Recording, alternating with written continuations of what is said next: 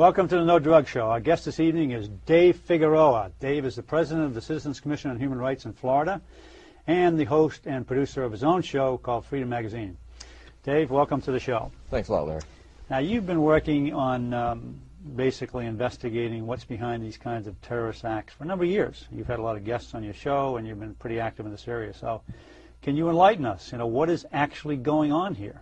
I mean, is it just one person acting alone, or how does this work? No, it's never one person acting alone. I mean, terrorism by definition employs violence, suicide. It employs inhuman acts of pain and torture against not just the general public like in 9/11, but against individuals when they're captured and things like that.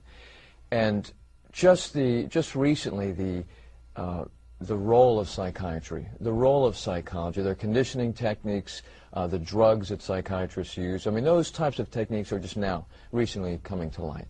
I mean, to take a person who's very religious, it doesn't really matter what the religion is, but to take a person who believes in whatever their creed is, and to take that person and turn them into a killing machine, against their will, or having them do things that are against their nature. You need something behind that. You need something fairly powerful.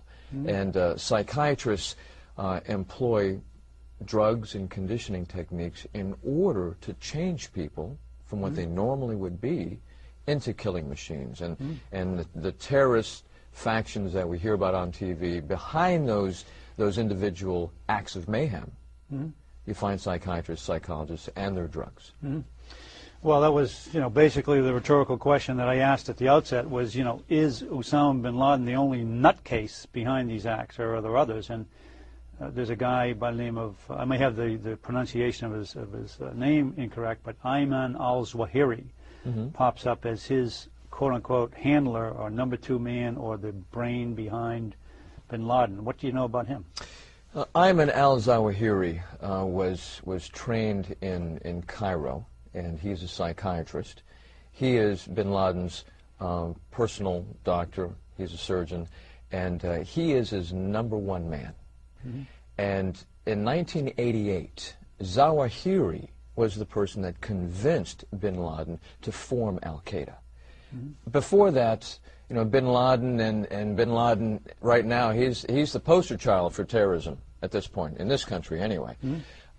Before he became that poster child, he was a member of the jihad. He was against the Soviet Union's influence in Afghanistan. But he was transformed from just someone who was a supporter to someone who actually exported that ideology.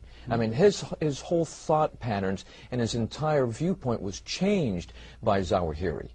And whatever types of drugs that Zawahiri used to make that change in bin Laden, we don't know. But we know that there was a real change in this guy's attitude and his willingness to wreak havoc. And as far as whether he is 100% the person behind 9/11 or not, I don't know if we're ever going to know.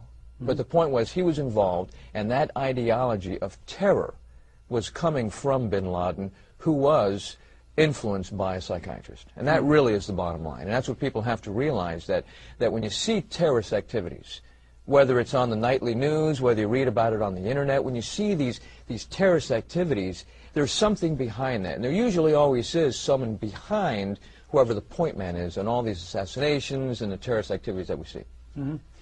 Yeah, well, that is a very good point, because, you take a look at these guys and you say, now, who in their right mind would get behind the controls of a plane and fly into a tower, knowing they were going to die? And how does they get brought about? I mean, somebody walking along the street, and you're having a rational conversation with them, you wouldn't expect that kind of behavior. So in order to modify that behavior, you have to use some sort of technology. It just doesn't happen. He doesn't wake up in the morning and say, hey, I'm going to jump in a plane and fly into a World Trade Center. I mean, every individual has a basic urge towards survival, sort of like a natural law.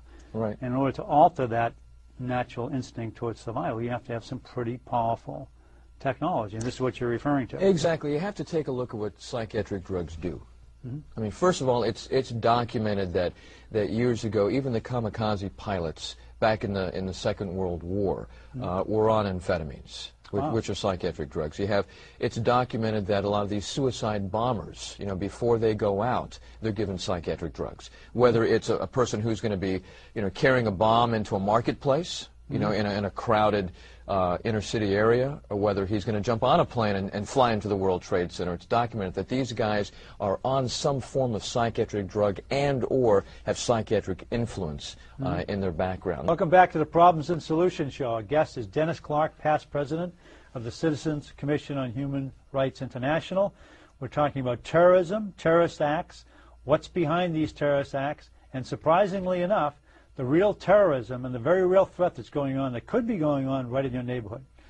Dennis, getting paid money for this? Good question. Just as Osama bin Laden has his right-hand man, Ayman al-Zawahiri, a psychiatrist, he's a psychiatrist. That's his doctor. That's his therapist. That's the guy who runs him. He's supposedly the number 2 man, according to the CIA, but it's the guy who runs it. He runs them, yeah. He runs them.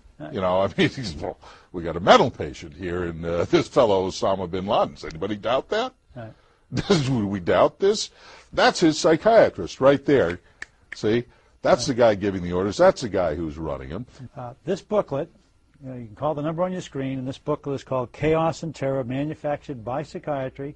It's put out by the Citizens Commission on Human Rights. We'll be happy to send you a copy free of charge. Call the number on your screen to get this booklet, Chaos and Terror, Manufactured by Psychiatry, which will give you the data and the facts behind the notorious terrorist acts like 9/11 that were basically created by psychiatrists operating behind the scenes.